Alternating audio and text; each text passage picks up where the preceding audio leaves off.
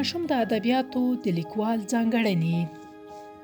د کوچنیانو لیکوال تر هر څه لومړی باید ماشوم او تنکي زلمیان یعنې هغه څوک چې ورته څه لیکي په پوره معنا وپیژني.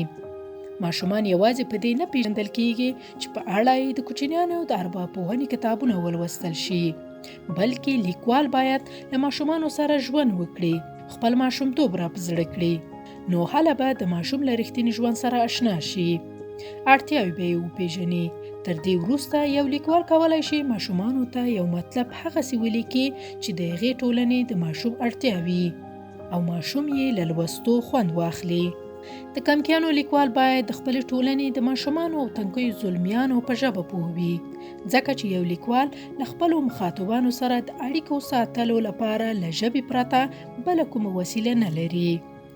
د ماشومانو لیکوال هم هغه مهال له کوچنیانو سره اړیکې ټینګولی شي چې د هغوی په ژبه وپوهیږي، په دې معنی چې د ماشومانو د لیکوال د لیکنې ژبې باید دومره روښانه، سمه او د پوهېدو وړ وي چې خپل لوستونکی پرې سم وپوهیږي، او هر څومره چې د لیکنې ژبه اسانه او د درک وړ وي په لوستونکي ښه اغیزه کوي. ماشومان حق لري د ژوندانه د ټولو اړخونو په اړه معلومات ترلاسه کړي، نو لیکوال باید په خپلو لیکنو کې د ژوندانه ټولو اړخونو ته پاملرنه وکړي. ماشومانو ته دا حق ورکړي چې په لوستو او انتخاب کې آزاد واوسي، ځکه چې د ماشومانو د ادبیاتو یوه دنده دا وي په ماشومانو کې د نوښت یا خلاقیت مطرح پیدا کړي. د ماشومانو لیکوال باید هڅه وکړي چې په مطالبو کې نیغ په نیغه یعنی مستقیمه زده کړه نه وي، ځکه چې دغه ډول مطالب په ماشومانو کې د آزاد فکر کولو قوه کمزوري کوي.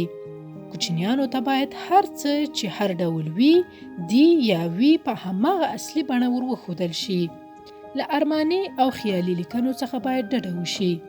که د یو چا په اړه ورته څه لیکل کیږي باید هماغسې معرفي شي چې څنګه وي، ځکه چې د لیکوال پیام باید رښتینی وي. دا ډیره ستونزمنه خبره ده چې د یوې ټولنې د ماشومانو، تنکیو زلمیانو او د هغې ټولنې د لویانو ترمنځ په کړه وړو کې توپیر وشي. د یوې ټولنې د ماشومانو پیژندلو لپاره اړینه ده چې لویان یې په پوره معنا سره وپیژندل شي. د دې ترڅنګ هر ماشوم د خپلې کورنۍ د کړو وړو آدابو او د ژوند استازیتوب کوي. نو د ماشومانو لیکوال باید د خپلې ټولنې د ټولنیز کورني ژوند له ځانګړتیاوو د ټولنې له پخواني، اوسني او راتلونکي فرهنګ سره پوره اشنا واوسي. د کوچنیانو د ادبیاتو په موخه کې مو ولوستل چې د ماشوم د ادبیاتو یوه موخه دا ده چې له ماشومانو سره د درسي کتابونو د کموالي په برخه کې مرسته کوي. د ماشومانو لیکوال هغه مهال دغه تشه ډکولی شي چې د هر ډول درسي کتابونو له منځپانګې څخه خبر وي چې په کومه برخه کې نیمګړتیاوې شته، چې د کمکیانو لیکوال په هغه برخه کې نوې لیکنې وکړي. د ماشومانو په اړه د معلوماتو ترلاسه کولو اغیزمنه لاره دا ده چې د ماشومانو لیکوال د ښوونځیو له ښوونکو، پلرونو او میندو سره دوامداره اړیکه ولري.